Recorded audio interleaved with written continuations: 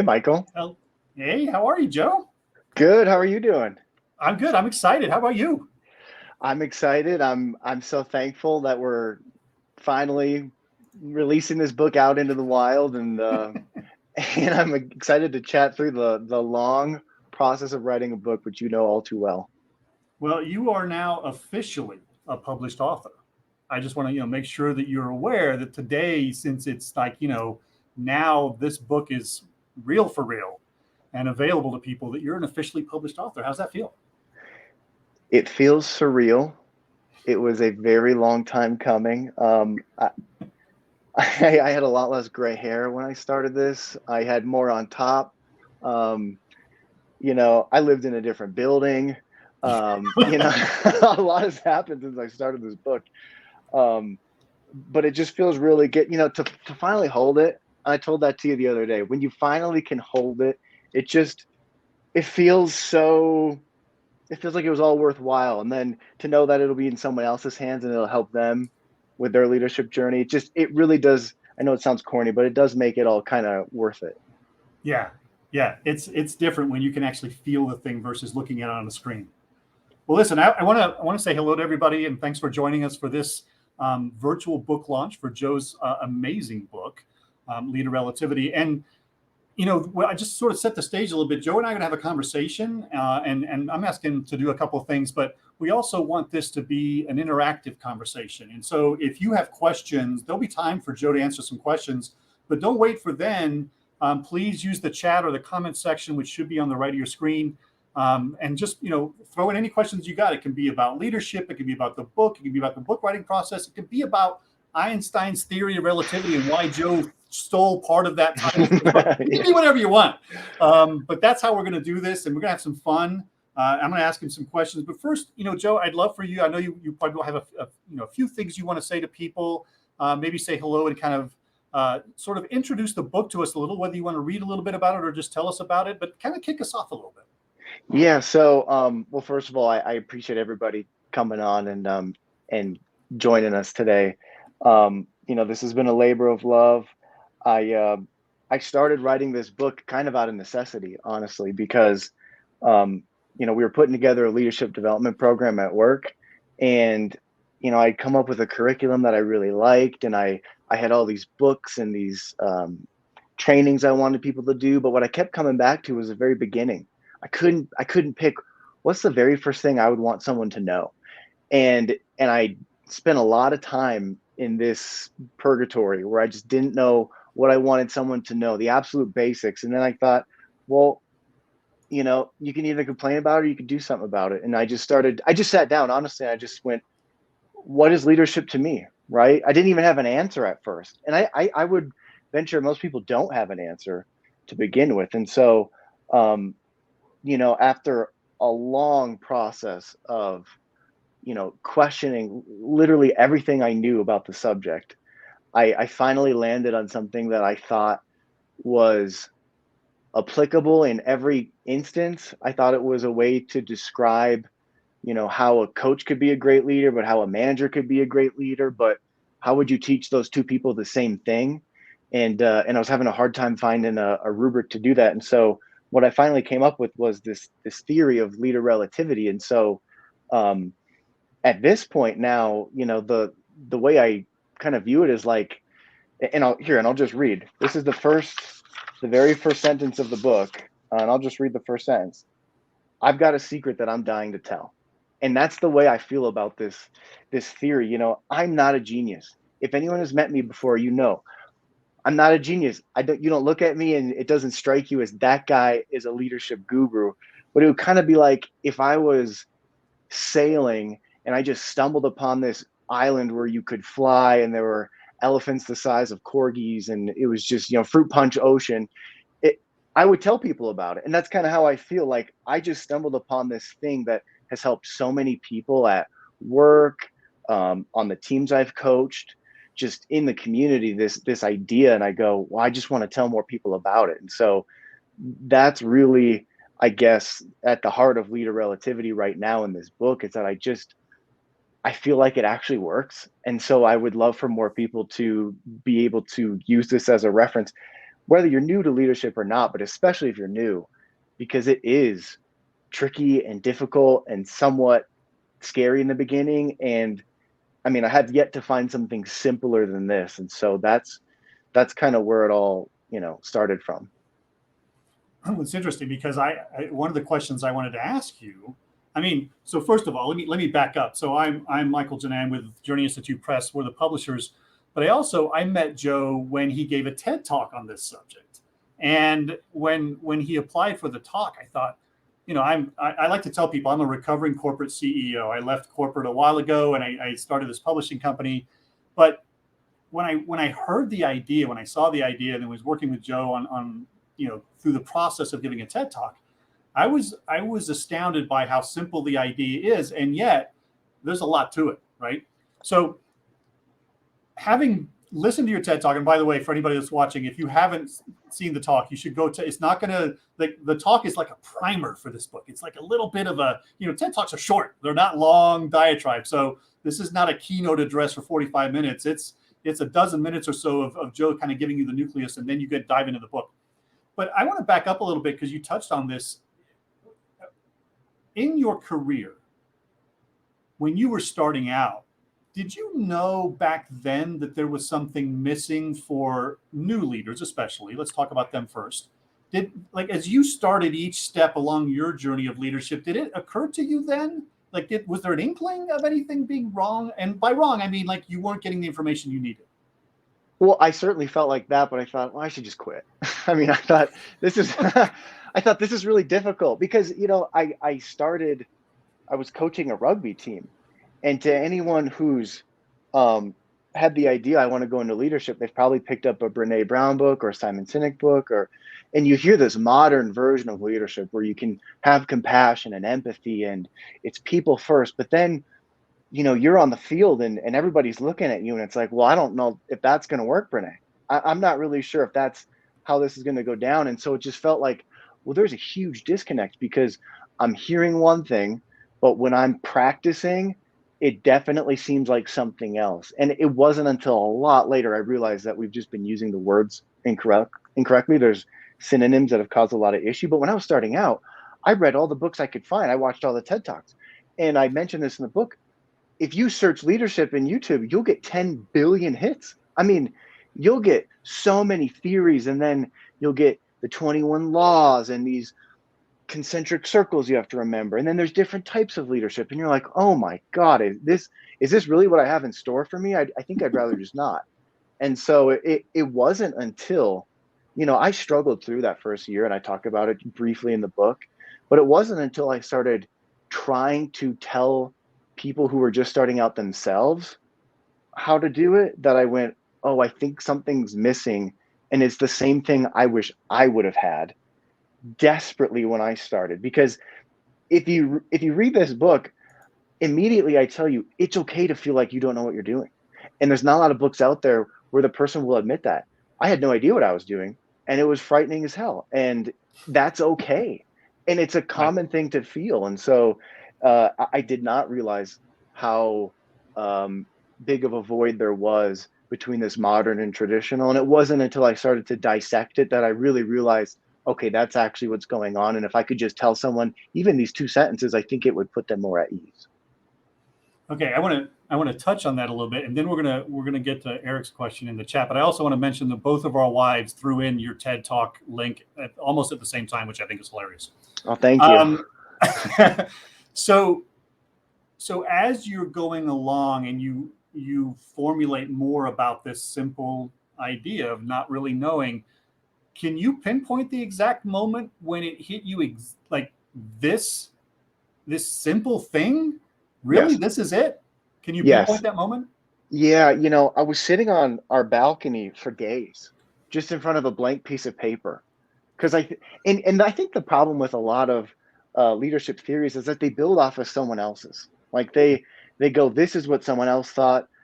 I'm now, indoctrined by that. And I went, it should be, if I'm truly can think about what a leader is, well, I should be able to come up with it on my own and just decipher what it is. So I just sat there in front of a blank piece of paper for days, and I was scribbling things. And, I started writing down descriptions. And then I thought, it shouldn't be this long, right? It's terrifying how long it was becoming. Like, carpentry is woodworking, leadership is, I don't know, a giant essay. That feels weird.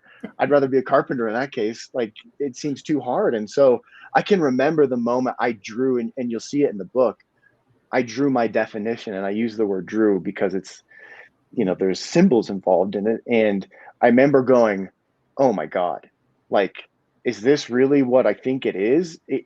If I could describe how to do this to someone, then it wouldn't matter who was on the other end of this. Like, what if they were a coach, if they were a vice president, no matter who that person was, if you could just do what this picture describes, well, then you would be a leader. And so that moment, yeah, I was on the balcony and I was like, whoa. That's awesome.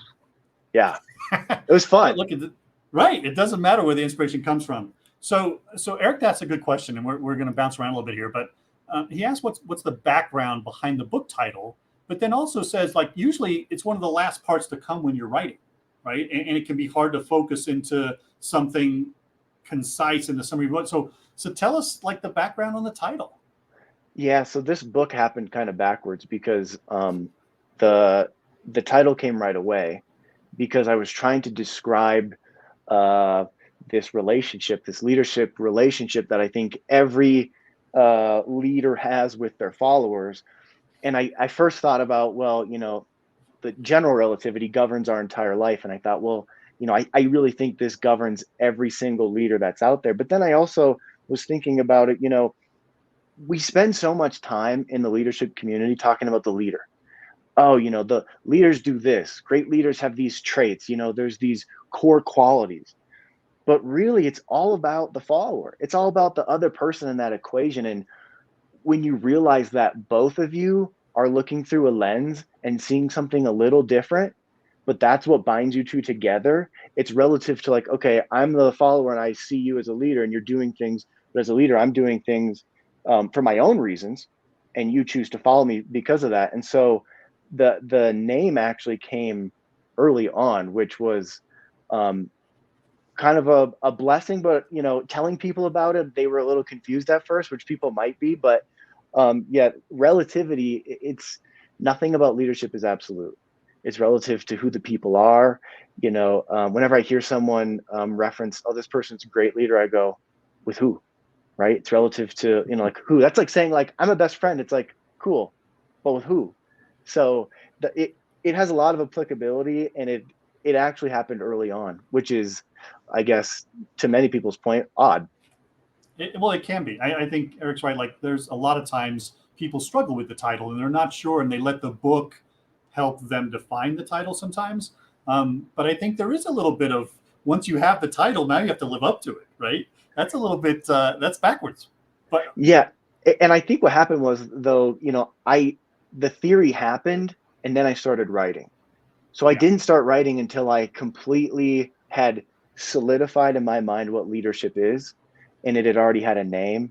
And then I started the outline. And then I went from that outline and I submitted to your TEDx Cherry Creek. That was I was pulling from that, way, way, way, way early mornings, listening to, 90s hip hop instrumentals while I'm while I'm drafting up this application for you and Daphna. And that's what I was pulling from. But yeah, the writing happened because I thought, well, shouldn't you know? Like, I mean, it would make no sense to write about it if you didn't have an answer to what leadership was, if you're going to start writing a book on it. So yeah, absolutely. Deb just popped a question in that I want to touch on, but before I do, I was thinking, as someone who has also read probably all the books you have in my career, some of which are just back there on one of the 17 bookshelves I have in this house. But it's interesting as a publisher when you see something like this, because this book has everything I want to publish in a book, which is not just the theory, which I think is unique, but it's also the way you wrote it. Like, this book is very much you. It's your voice. It's not an academic book, right? This is, and heavens I no. think that was on purpose, right? Oh my gosh, yes. Yeah, to the people who have read it so far, they said, Joe, it felt like you were in my living room. And I said, for better or worse, yes, that is what it's going to feel like. Um, And I want to read this. This is the end of the introduction, and I think this really puts a stamp on kind of how I went about writing this. I made a promise to myself when I began writing. Keep it real. For the love of all things holy, Joe, please don't sell out. Don't write it based on what you think a publisher will like or what people at work will think. Screw them. Write it how you think it best resonates with someone. If you're moved to swear, then swear. If you have to talk a little crap, so be it. Just write it like something you would have actually wanted to read. And as long as someone out there is consuming this in any way, shape, or form, I will have done my job. All I care about is helping people become better leaders. This is how I actually talk. This is how I would speak if we met in real life. That's how I wrote the book. You don't know it yet, but people you have never met will one day need you to be a great leader, and you now owe it to them to be that person. And then we dive in. But I want to set the stage. This is not a research book. In fact, I say up front, I'm not convincing anyone to become a leader because there's no amount of data on earth that would prepare you for the journey you'd have to go on. If you're doing this for someone else, if you're doing this for a paycheck, if you're doing this to just get a different job title, it's a lot of work to do just that. I mean, you're going to change your whole life when you become a leader. And so, this book was written, as if I'm going to go have coffee with you and then I'm never going to talk to you again. Like you're going to go off on your way and I won't be there. And I'm going to tell you exactly what I think you should know. And since we're only getting one coffee, I'm not going to waste your time with anything I don't think is warranted. So that was kind of the vibe of going into it. And I get bored in a lot of books because they are kind of oddly data driven and researchy. And when you think about a great leader you've had, I mean, I don't think of pie charts. I don't think of anything like that. I just think of how they made me feel. And I went, oh, if you could capture that, teach that, ooh, then you're really onto something. And that's a great segue into Deb's question because she asks, why do you think it's taken so long to develop a leadership theory like this one? I think it was bound to happen whether I did, like back to the island. If I didn't discover it, I think somebody else would have, honestly. It, you know, we've diverged a lot from the old traditional theories into these new modern ones. But when you go to work and you go into one of those development programs, you're still taught earned value metrics have something to do with being a leader. You got to know how to delegate. You've got to make a strategic plan. You've got to generate revenue. And so there's like this clash going on right now. And I think it was just a matter of time before someone went, we should separate them. Like they're separate things. Your role on your team is different than the function, which is tied to your job. And I think it was honestly just a matter of time. And I think it took someone who struggled through both. So maybe someone in my generation who's maybe their first books were the more modern ones, but then they're being confused because at work now they're being taught the older ways. And I think eventually someone who's had both of those would have went, this doesn't seem right. This is just going to be a headache for eternity.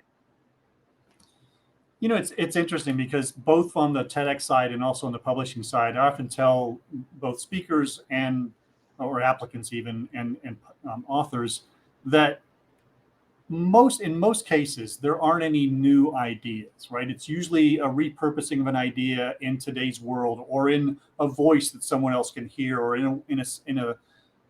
a method that somebody else can absorb better. But I don't think this is one of those, and that's what got me. And I'll digress a little bit because that introduction that you just read a minute ago, when you said, I'm not going to write this in a way that a publisher is going to expect, I actually laughed out loud when I read that as a manuscript. I was like, I like this already, because in many ways this is not something we've had before. And again, I'll reiterate that yes, it's a simple idea, but it's a simple idea that no one else has really cottoned onto because they are taking those old principles and repurposing them for a new generation or a new, KPIs versus whatever. Like this is the way most people are writing leadership books, as opposed to you saying, I want to break this down to its simplest nucleus of things and really focus on what it really should be about.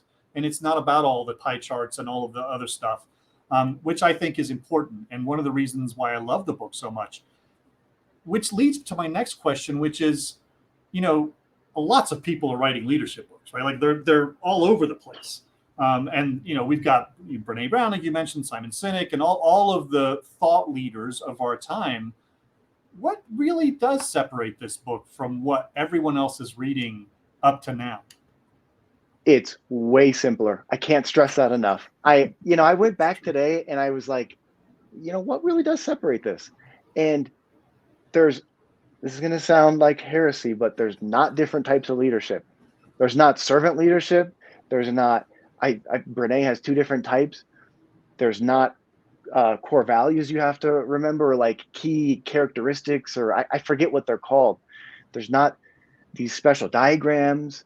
None of that matters. I mean, when you read those books, they are amazing, but they are slightly confusing in that it's just an onslaught. It's like, how many different, what it's like before they were like, we all go around the sun. They were like, sometimes so there's like retrograde motion, and we're going to make these really wild models that work. And it happened to fit the mold, and it described it, but it was so complicated. You're like, no, what if we're all just going around the sun?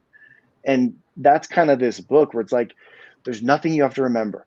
Zero. Like, once you're done with the book, if you remember what leadership is, it's all you have to do. And I think that's what really separates it. And it's also the tone, like you said. I mean, this book, because when I wrote it, I really did not care like if it was gonna be in print or not. I just wanted to write it to have fun and to actually have someone enjoy it. So the tone is very much, this is what I think you should know, and by the way, this is why I think maybe some other things aren't working, and I'm definitely not afraid to tell you that, because there's a lot of pitfalls when you're first starting out, and I think you need to be kind of warned about that a little bit. And you need to, it's like, hey man, or gal, let's cut the crap. This is really what you need to know, type of thing. And so I think that's kind of what separates it. But also, just again, the simplicity. It's just, I love that it's so simple that in any job it will work, which is something not many can say, because usually leader is a synonym for like manager or director or whatever, but this, not at all. Which is again a great segue into Ashley's question that she just posed in our chat. Which she's a teacher, and she's curious if this book is still helpful for someone who isn't involved in corporate or managerial role, right? Is it just a business book, or does this concept apply everywhere? Yeah, so I think it lives in the business category, but I mean, I would not quantify this as a business book. This is like a useful tool for someone who is in business or in any other career. And I think, specifically maybe for a teacher, your students look up to you, and you're going to be a leader for them, right? And so if you're not, and I talk about this, I talk a lot about, the nuances of teams too, because it's really important to understand the dynamics between power and influence. And as a leader, you don't necessarily have to have a position of authority in order to gain that role. And so, the ability to understand how to gain that influence with people and why you're getting it, and ways that you can foster it and not spend time doing things that actually don't. I think that maybe is a big one, is that, in any job, there are people who are leaders. And when I ask people, oh, think of a great leader, they'll tell me some wild job sometimes. Like, I mean, they'll tell me teacher, but they'll tell me like a doctor or a nurse or an architect or whatever. It's like, yeah, all those people were leaders, and they absolutely were. And you can be that too in that same job, and you can have people look up to you in the same way you do to them. Has nothing to do with what their title was. So I would say to anyone who's not in the corporate world, this book is not a business book. There's, it has nothing to do with managing a team, and everything to do with leading one. And there are leaders on every team, no matter what your career is. Right. And again, this is where the relativity comes in, right? Because it's the relationship between the follower and the leader. And I think you're right. I mean, we, as a publisher and as an author, we have to classify the book. And certainly when you're using the word leader in a title, it often lends itself to being in the business category. But I agree with you. I think this book applies everywhere, because in many facets outside of the corporate world or the business world, people are leading other people in different ways, and so I think that's the absolute right answer. I'll also come back to something you said earlier about having coffee with someone and say, all right, I'm going to have coffee with you. And then I'm going to walk away and never see you again. I'm going to push back on that a little bit, because I think this book is almost a reference book that you can use again and again as you change leadership roles, not necessarily climbing the corporate ladder, though that could be it too, but just in different parts and facets of your life. I think it's something that you would want to do. And I think as business leaders, and this is for any leader out there, if you read this book, you will want your team to read it, because it really is a relationship. It's not just about being the person doing the leading. It's also about the follower. So this also leads me to another question. And I'm dying to get to Brenda's question, but we'll get to that in a second. In the summary of the book, you make the statement that anyone can be a leader. And that kind of goes against the grain of some of these other books, right? Who talk about, well, leadership is developed and you have to be a certain kind of person to be a leader. And there's traits of leaders, back to what you were saying about all these different categories and stuff. So how do you make that statement that anyone can be a leader and stick behind it? Yeah, I think leaders have followers. And if you can understand what makes someone follow someone else, you'll realize has nothing to do with your title, has nothing to do with the amount of power you have. It's a really primal instinct. The psychology of it, it's just kind of ingrained in us, honestly, as human beings. And if you can just understand that, then it doesn't really matter who you are or what your duties are on the team. If you just do those things, I promise you, people will follow you. It is so ingrained in us, you don't even really realize it. And I talk about this, that you hardly ever make a conscious decision where it's like, okay, I'm going to follow you now. Like, you're a leader. Usually it's like, oh my gosh, that person, I guess I do consider them a great leader. I mean, sometimes it happens the other way, but usually it's more just, it just kind of happens.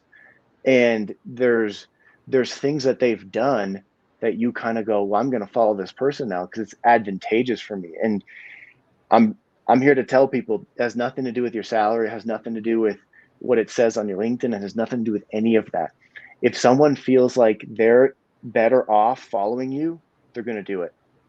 And if you can just understand why someone would make that choice, that's why I say it's not about the leader.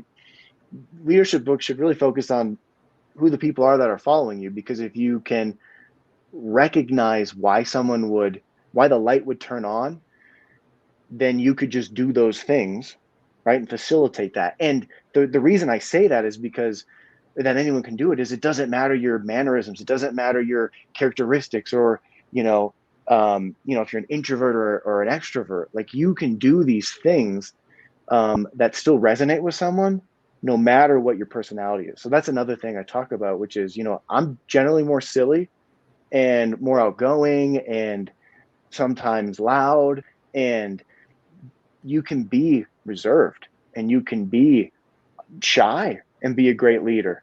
You just have to make it known to that person you're trying to lead that, you're doing the things and you're going to continue doing the things that they would want to follow. That's all you have to do.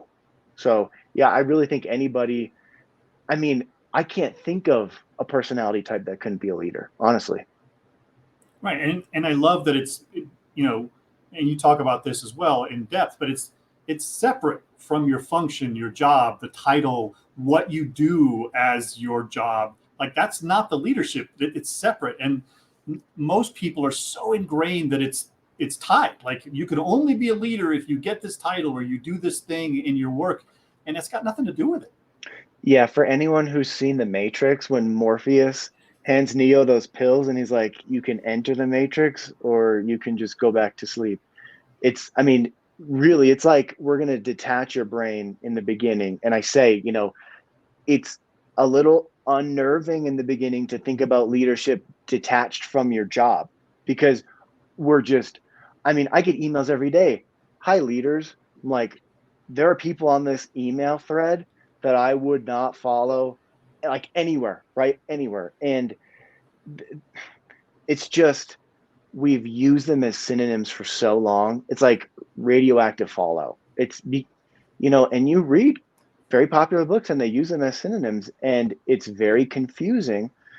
And there's also this weird thing on LinkedIn right now, as we're live on LinkedIn, which is this idea that somehow being a manager is bad, but being a leader is now good, which is totally actually incorrect, because if you are a manager, you are also trying to be a leader, right? Right. You serve your function to your team as a manager. You have to, ensure, you're delivering, products and all this, but you also have to be a leader on the team. And so to think you're one or the other, I think, we've almost swung the pendulum too far, where we're like, oh, managers are bad. It's like, well, no, you still have to do all those duties, but you also need to be a leader at the same time. And so, one of the first things I talk about is, this idea of separating the two, because I really think that's the key to understanding how simple it is. Because if you don't do that, if you don't separate the Doesn't work. two, it becomes very complicated, because you go, well, a leader in this scenario is tied to, drawings and, production, but in this area it has to do with helping patients. It's like, well, how do those two fit? It's like, well, they actually don't, because you have different jobs, obviously. So Yeah, I love that. And you segued into something I want to ask you, but I got to get to Brenda's question because it's such a good question.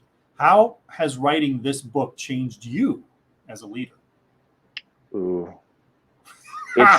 it's changed a lot, because well, in the beginning, I didn't have an answer. Like, and I talk about this, if you can't answer what is leadership, just if that question alone, that's, and you present yourself as a leader, well, you might need to re-examine, because if you might be doing the things that are correct, but not even know it. And I think I was doing a lot of that. I was acting in a way, because I was very people first at work, and I would put their needs ahead of my own a lot. And I now realize what was happening. Um, but before this book, I didn't understand that. And then also, I got to the point where I talk about what leadership is, but then I go into how do you actually apply it? Because theory is great, but when you're at work and there's deadlines and pressure, and you've got your home life, and if there's stresses, I would hate for all this to just go out the window. So I started to sit down and go, well, how do you actually do both? If I'm going to tell people that your job is different than being a leader, well, then I should probably tell you how to do both correctly, and how they combine. And the mistake a lot of people make is that you have to balance them. And that's, you hear people say, I'm going to put on my manager hat. And it's like, well, we've already taken a wrong turn. Like, look, we need to Yeah. pull over, because you're always both.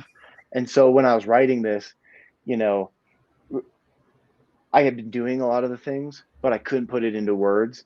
And if truly to put them into words, I had to understand what was going on. And I tell people whenever they apply to TED too, like, hey, you're going to understand this topic way more than you think you do right now. You're going to dream about it.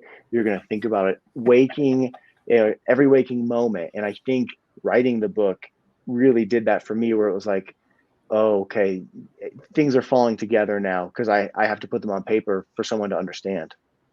Well, there's something about teaching something. It's knowing something's one thing. Being able to teach it crystallizes a lot in your head, and Yeah. that makes a lot of sense to me. Um, one of the things that and you've talked a little bit about this, but the title's a little bit not misleading, but it misses a piece, right? Because it's finally a starting point for new leaders. But this book, and again, you've touched on this, but this book really isn't just for new leaders, right? You can be anywhere on the leadership scale, if you will.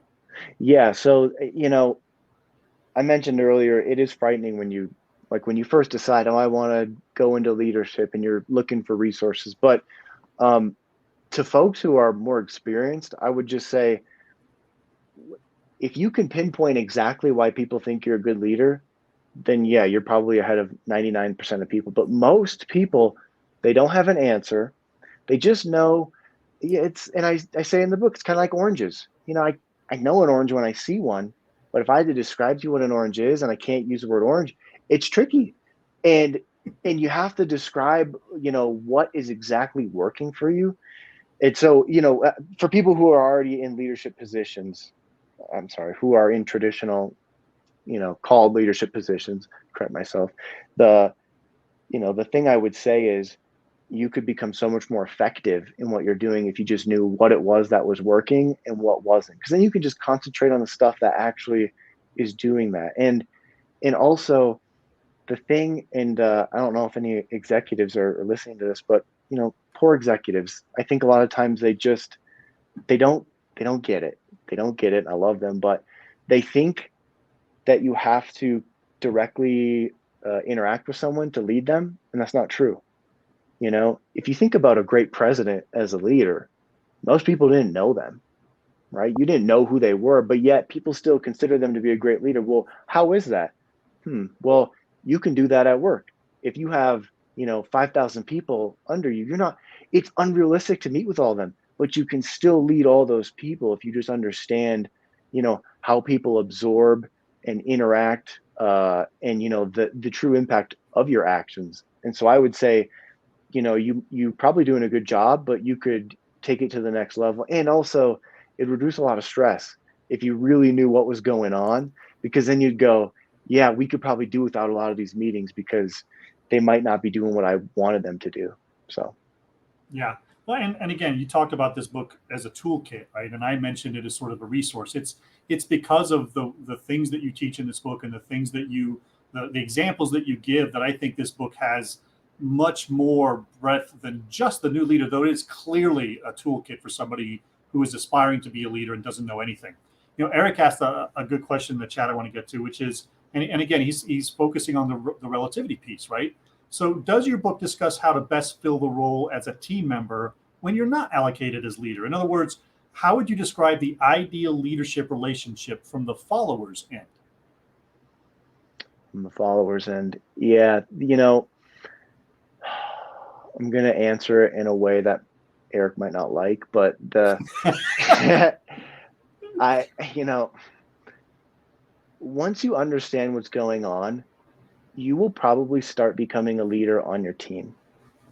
And if you will notice immediately whether or not your boss is actually leading you or not. And if they are, that's great. And you're lucky to have a boss who is a good leader. Um, but if they're not, to be a great team member is probably going to mean you're going to start becoming a leader because I mean, I'm going to be careful how I say this, but I would be shocked if you read this and then how you interacted with people, you didn't start just becoming a leader because, you're going to start doing the things that your boss should be doing and hopefully still are, but you can still do those things too. And so, putting your needs and wants first so the team can succeed, you can do that with other people. And so you'll absorb what your boss does, right? It's not like you're going to go, no, no, no, I'm now your leader. It's like, no, no, no, you're going to accept that if they're good at it, and you're going to go, this is great. I feel like I'm needed. This is a psychologically safe place for me to be and work on this team. But then you're going to start doing that for other people. So you might be following your boss, but then you might start actually doing that with other folks too, because you realize the impact it's having for you. So, to be an ideal team member probably means you're verging towards being a leader. And the best teams in the world have a lot of them. And I talk about that too. There's not like, oh, you can only have one or two. It's like, no, you can have 10 or 50 or 100, or everybody can be one, honestly. Well, and again, not this specific because until I listened to your talk and worked with you on the talk and then read the manuscript, like this was new to me as somebody who's been in leadership for a long time, quote unquote. But I know in my own career, like and this is something like you said, once you read the book, you can't unknow what you know now. You can't Right. forget it. And so most of the times, I've seen it in both my own career, but in others as well. Once you start to do things as a leader, you start acting that way. That's when you become one. Whether they give you the title or not, you become that leader. And oftentimes it does end up with you advancing because you're already showing that you know how to do something. Somebody on LinkedIn asked a good question as well, which is, what are the common pitfalls of people in leadership roles or management that are counterproductive to being a real relative leader? And they put relative in quotes. Yeah. It's thinking that you have to be one or the other. So a lot of times people, I mean, I think this is obviously a novel idea, but I'm not. I probably won't, blow your mind with what I'm talking about in here because it is pretty common sense, as you said, Michael. It's a pretty straightforward idea. But um, when the bullets start flying and you're at work, and you've got your own boss breathing down your neck, um, people change. People change. They start treating people differently, and it feels like you have to shelf one for the other. And that's a lot of new leaders feel this, and they actually feel it in the opposite way. They go, um, and they usually have high levels of empathy, people who do this, and they go, well, I want people to still like me, so I'm going to not do my job in order for the team to, still enjoy me and thus have me still be their leader. When in reality, people don't follow you because that they follow you because it's in their best interest. You might have to do things that aren't popular, but you can do it in a way that is still, it's still projecting to them that you care and that their needs are still being met, even though you might have to do something that they don't like. Like in foot, like a sports example might be, you have to sit somebody for their performance. Well, yes, that's not a fun thing to do, but how you go about having that conversation says a lot about the type of leader you are. And so, uh, managers, especially lower level managers, because they feel the pressure to deliver, they will From both sides. sacrifice. Yeah, they'll sacrifice the niceties because they go, we got to get this done, and it's a shame because you can do both. It just takes a lot of practice. No, that's fair. All right, a couple more questions are coming in. So Nicole, by the way, you're getting a lot of congratulations on the chat. Just so Oh, you thank you, know, everybody. people are excited for you, which is awesome. Um, but Nicole points out there have been a lot of changes in how we work, especially with pandemic, and even post-pandemic. But in the last few years, things have changed, and a lot of major pivot points typically influence how we think about leadership. And so, our question is, what about leader relativity makes it future-proof? Yeah. So the you have to, and I will say it's harder now than I think it was when we were all in the office, because to foster these leadership relationships, really, you have to make time. And I've noticed at work, especially in an online world where I'm in Zoom meetings, I don't have those small interactions where I go, "Hey, how you doing? How are the kids? How's grandma? How's, that type of stuff?" Those go out the door.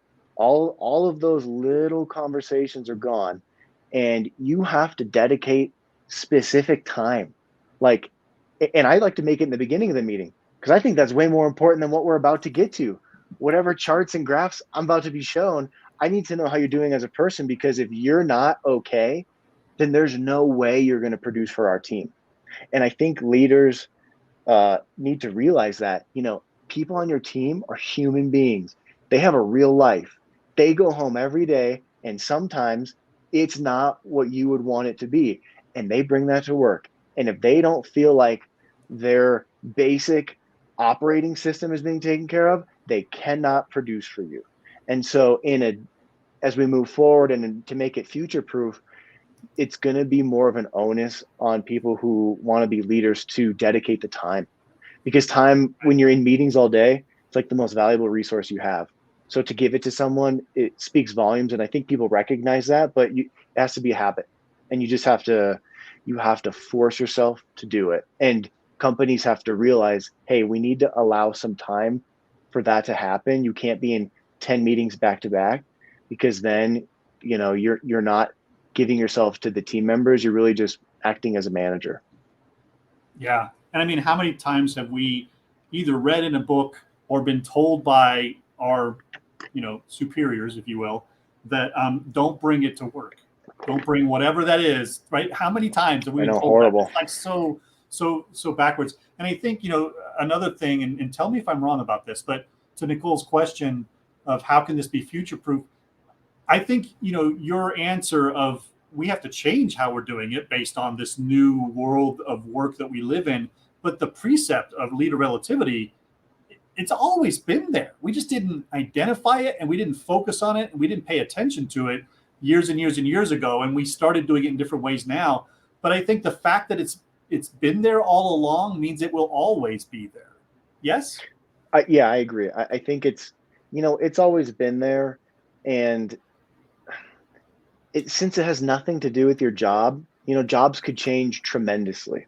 And since it's completely like void of what your actual functional duties are at work, I think it'll do a pretty good job of evolving, because it's, as long as, you know, people are still working, there's still human beings that you're interacting with. Those people are going to gravitate towards someone. That's the thing people don't understand, is that people will gravitate to someone. Like, it just happens. Like, if you need support in your life, if you're with your basic needs, or your wants, success, all that type of stuff, people will follow someone. And they don't necessarily, yeah, like I said, it might not be a choice, but they do it anyways. And so it doesn't really matter if that person's doing some really intense programming, or if it's a job that doesn't even exist yet. I think it will. I think it'll come back to always, how do leaders make you feel?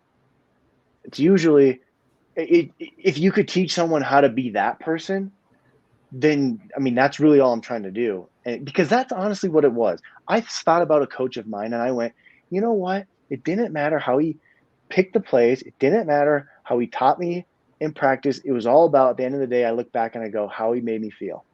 And if you could teach someone how to do that, oh, then you're onto something. And that has nothing to do with your job at all. So I think as we move forward, it won't, gosh, I hate to say this, but I don't think it will matter what people's jobs are. Well, and again, because you're separating it, it's not even about the job. Like you were just talking about the coach.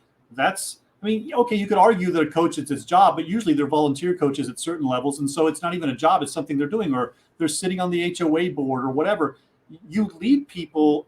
Leadership relatively, like leader relatively, has nothing to do with what you do, or even if it's your job. It's how you behave in how you make people feel, right? And that's got nothing to do with the job. So future proofing means, well, you're always going to need to focus on how you help people be, how you make people feel.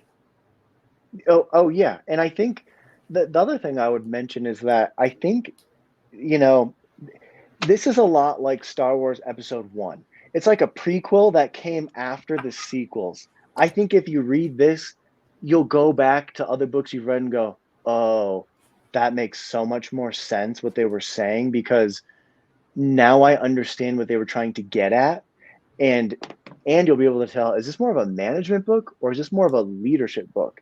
And it'll make a lot more sense what people are telling you. So I think, you know, to people who have read a lot of books and they go, well, I've already read, all these classics, I would go, I think you could get more out of them if you knew what was going on at like the fundamental level of leading someone, because then you could go back in and go, oh yeah, that those nuggets, the complexities there.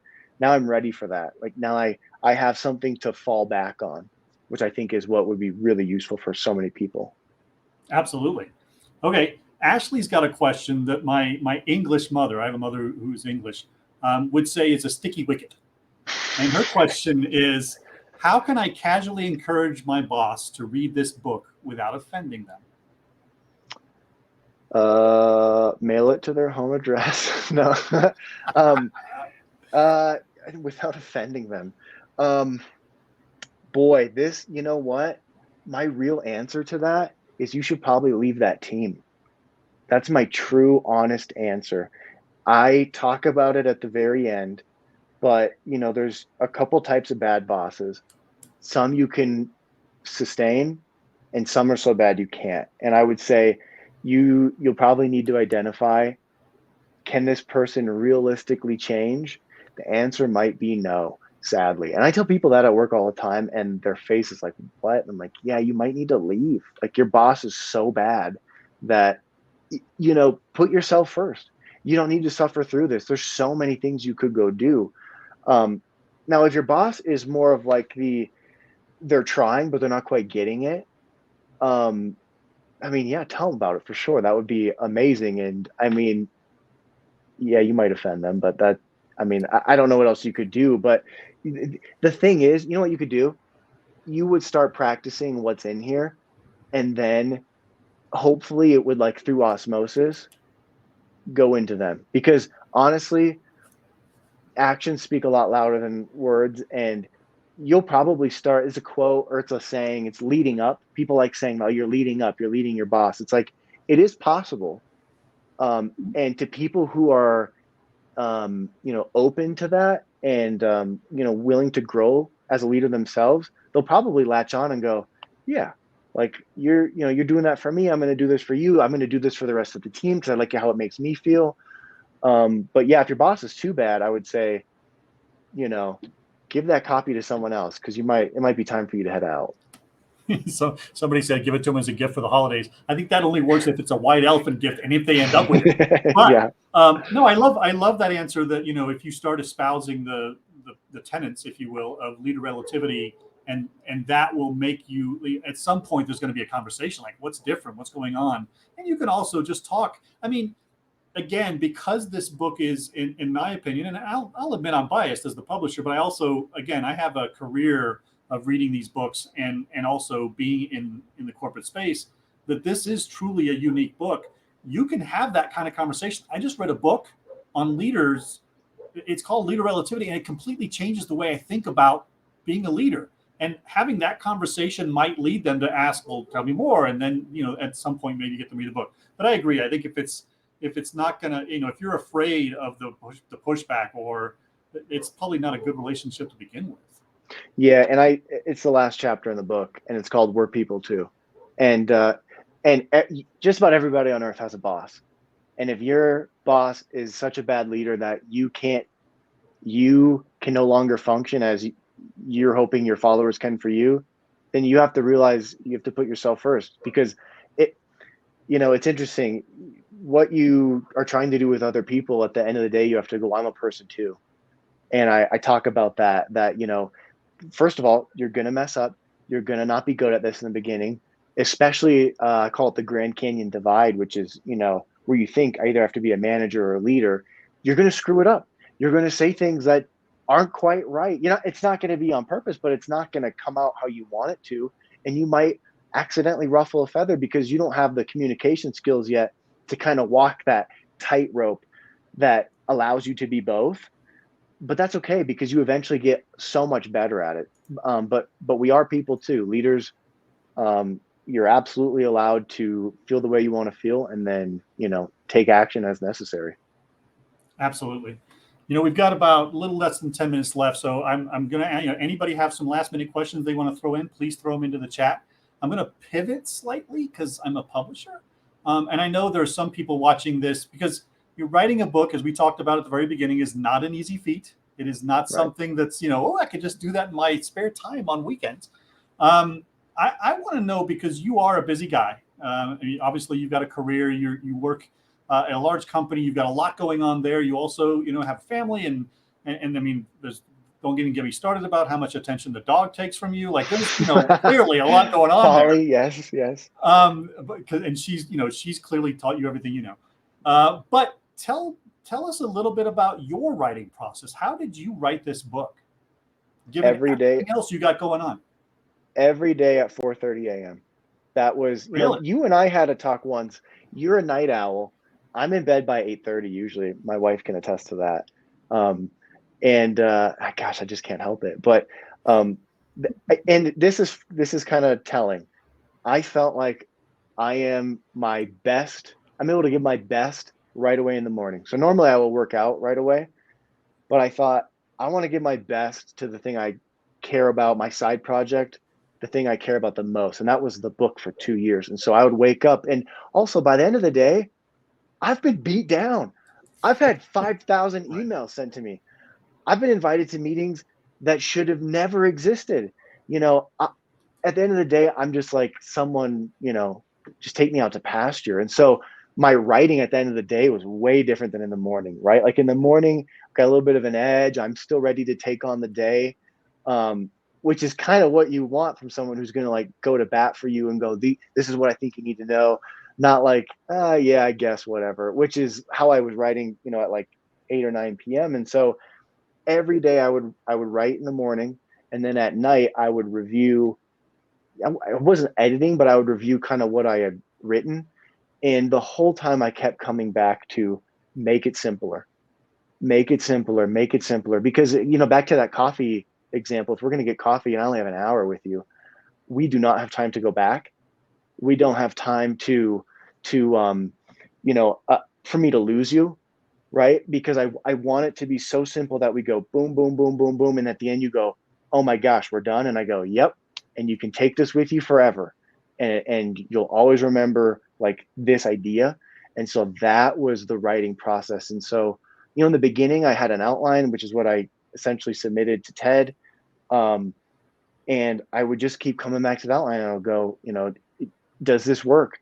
Do I believe this? Honestly, the question I asked a lot was, do I actually believe this?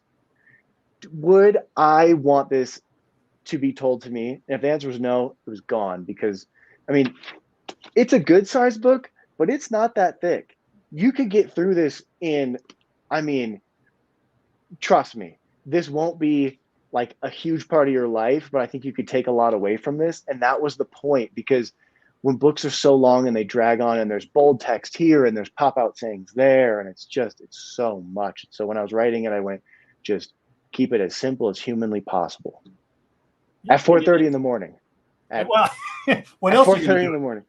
And I posted to LinkedIn a picture of me and Polly, and it's so true. Every morning I would write, and she would be snoring so loud in the other room. I went, this is almost undoable sometimes. And I have to go over there, I have to pick her up and move her so she'd be not on her back anymore. And if you get this book, you will definitely understand our relationship with Polly. She makes a few appearances. As everyone's dog, a big part of our life. Absolutely. So my last question for you is there another book in you? I should have known that was going to get asked. It's kind of like Ted. When you finish Ted, you go, I'm out of ideas. That was the best one I could ever think of. And then you go, there is that one. It's rumbling around. I think there could be, one day a follow-on, but, I really tried to make this book be able to stand on its own.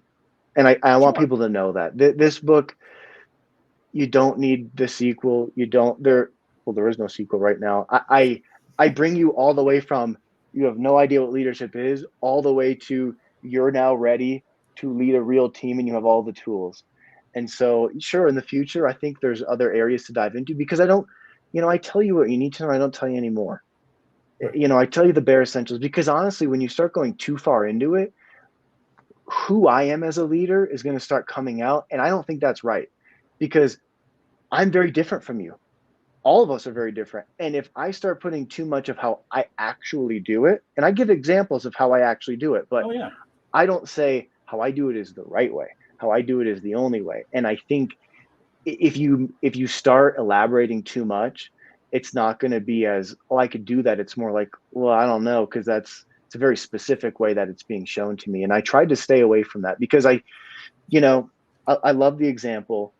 Abraham Lincoln was such a great leader, but he was silly. He was like the dad joke king of the 1860s, but he was a great leader. And when I realized that, I went, oh my gosh, that personality can be one. You can be stoic, you can be shy, you can be a people person, you can be a cat person, a dog person. You could be any type of person out there and lead a team successfully. And so I think the takeaway from this book is the theory itself has nothing to do with who you are, because this book isn't about you. Leadership isn't about you. It's about the follower.